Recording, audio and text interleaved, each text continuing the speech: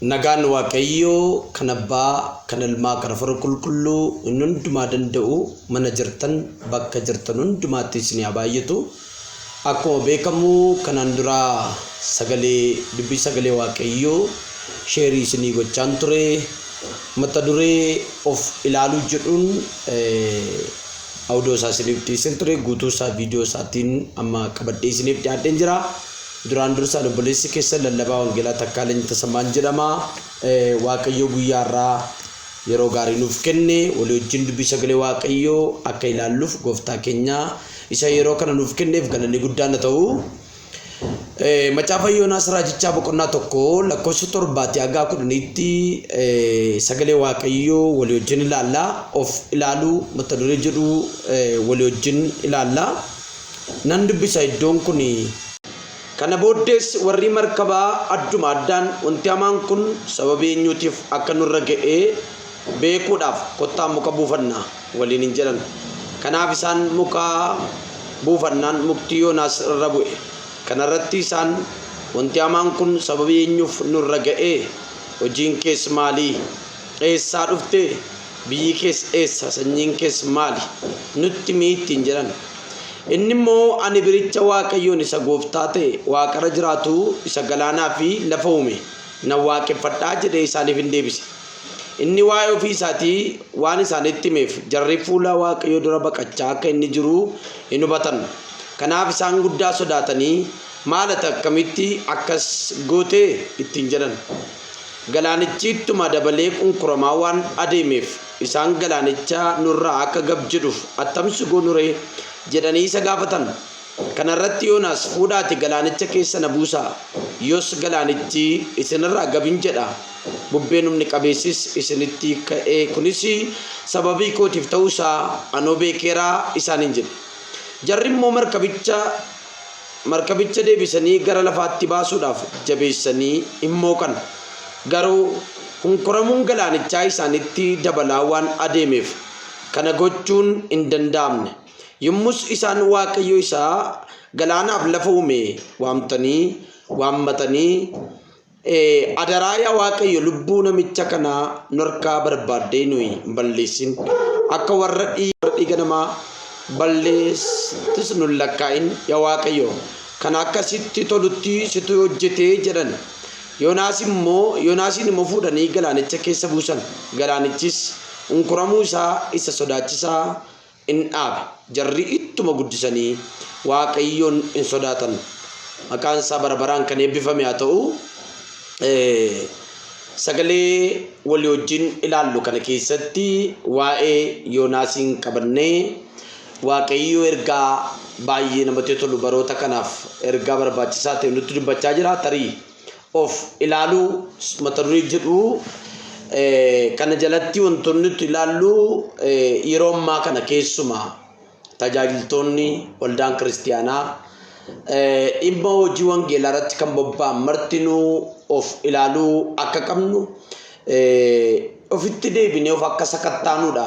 Of ilaaluu jechuun jechoota baay'eetti hiikamuu danda'amuudha. Of sakatta'uu, of gamaggamuu, of barbaaduu, of qoruu hiikama.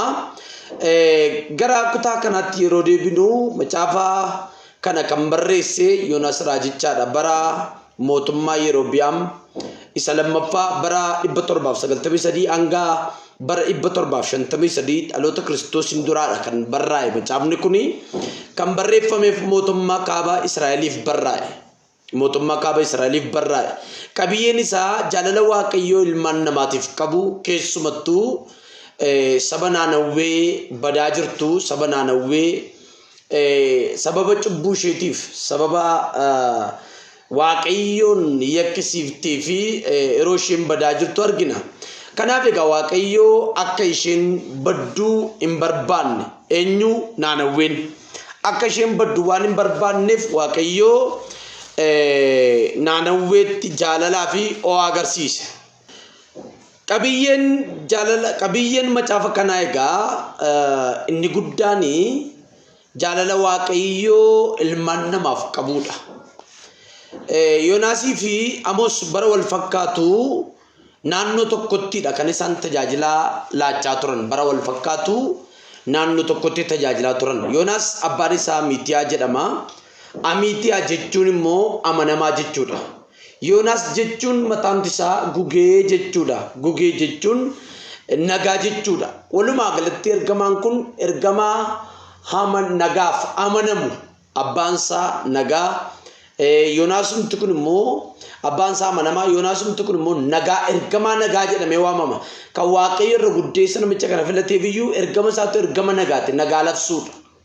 Bakka dhaqutti, iddoo dhaqutti, lafa dhaqutti ergama nagaa labsuudha namichi kun.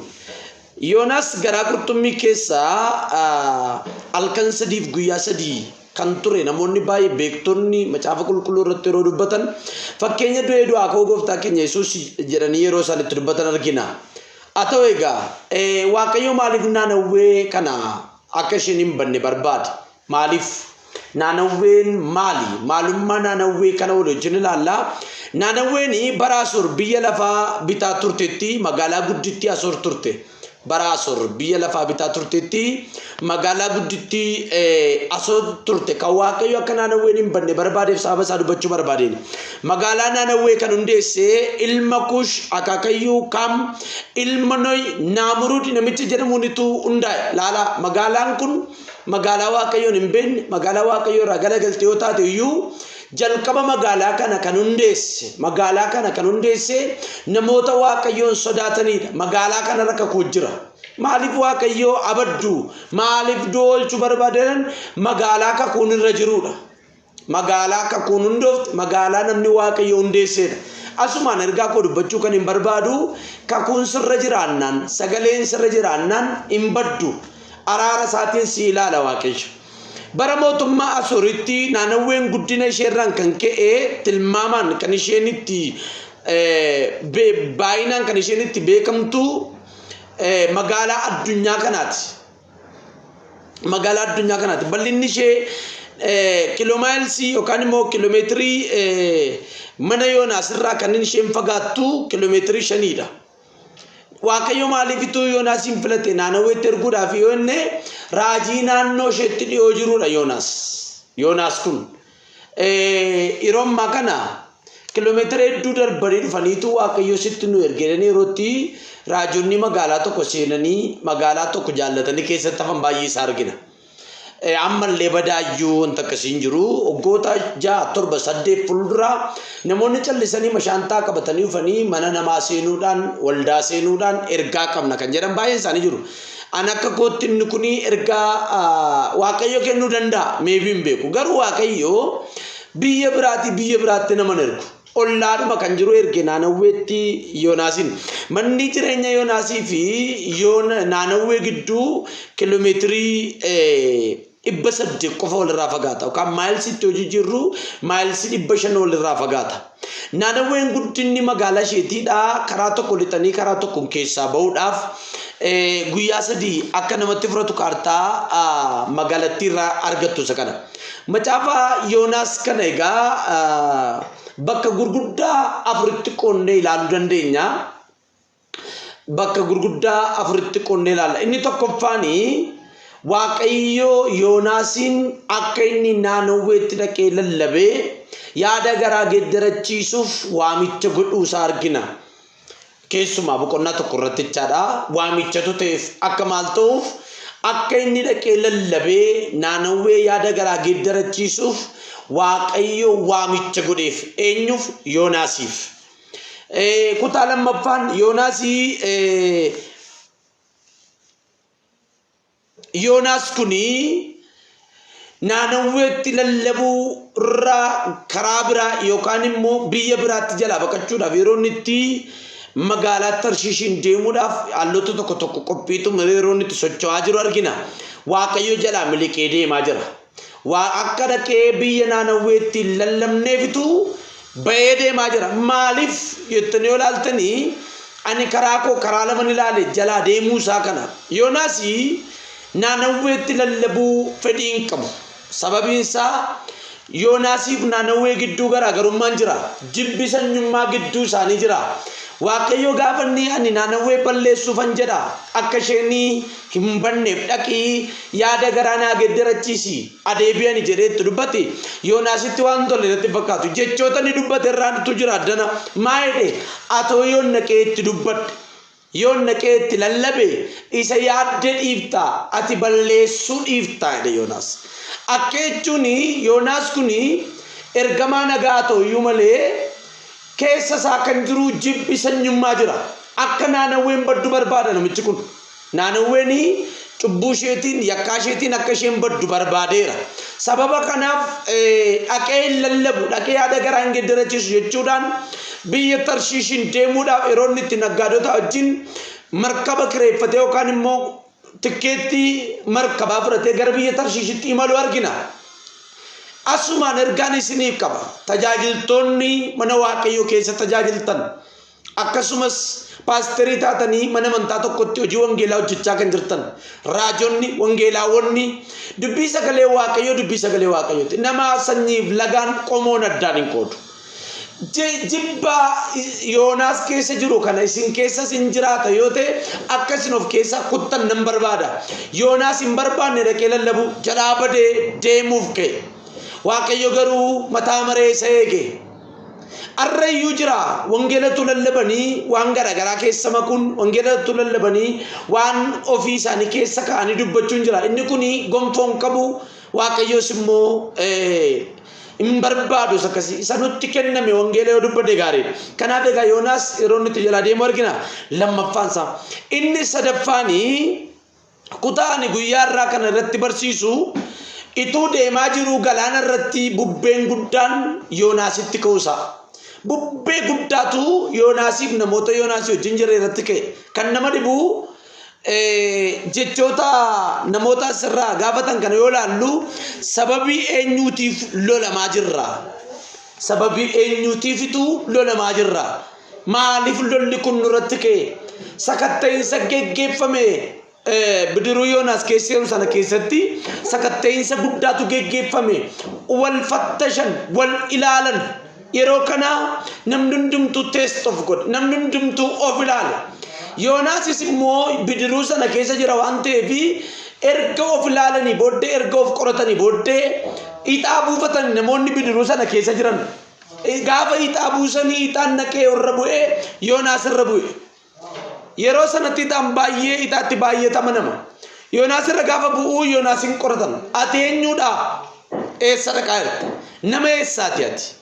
eessa deemta maal waaqeffata sanyiin kee maal jedhanii gaafatan baay'ee kun baay'ee jechi kun jecha baay'ee sammuu namaa rukutudha raajiidha ergamaa waaqaati garuu maayinni an daldalaadha an naggaadeedha jedhee deemaa jira iddoo sanatti garuu Yoonaas of shawwaduu hin dandeenye waaqayyoonis miliquu hin dandeenye ofiisaas immoo dhoksuu hin dandeenye isa sirrii isaa dubbate dhugaa isa sirrii dubbateen dhugaa isaa dubbateetu jireenya isaa namummaa isaa kana yeroo nuti deebi'ee ilaalu argina ani jedheen isa silatti keetti yeroo kutate ani markaba naggaadeedha jedhee kutate miti sila yeroo imaluu jalqabe an naggaadeedha imale miti uffata naggaadee bidiruu naggaadee seenee deemaa jiru miti amma isa sirrii isaa ofii isaa dubbate an hojjetaa waaqayyoo waaqa maccaati arraajiidha ergamaa waaqayyoo waaqaaf lafaati an sanyiin koo ibiroo taa'edha laala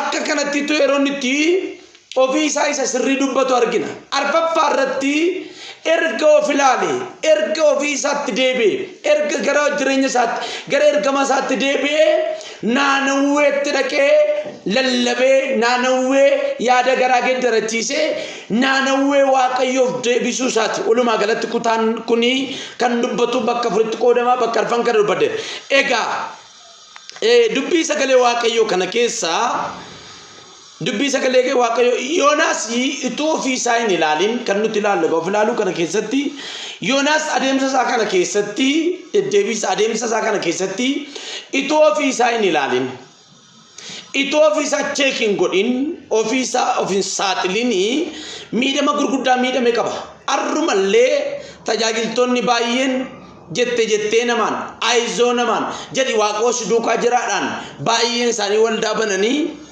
waldaa deebi'anii cufanii mandara raqeetti kan galan mandara farsootti kan galan ejjitoota wajjin hoteelarra labaa kan oolan kaleessa utuu waaqayyoon dubbatiin waaqoon nutti dubbate jedhanii manaa baanii waldaa bananii tasaaka'uu fidideennaan milkaa'uu fidideennaan gara ejjaatti gara dhugaatiitti kan deebi'anii baay'ee isaaniif ergaan kun sirrii qoricha dheetana mana Yoonaas kuni ituu ofii isaatti hin deebi'in utuu akka barbaade akka sammuu isaa ajaje akka foonni isaa ajajetti yeroo deemaa ture miidhamee walii wajjin ilaalla inni tokkoffaanii Yoonaas ituu yaada garaan geeddaratiin miidhame inni tokkoffaan aarsaa iddoo malee kaffale.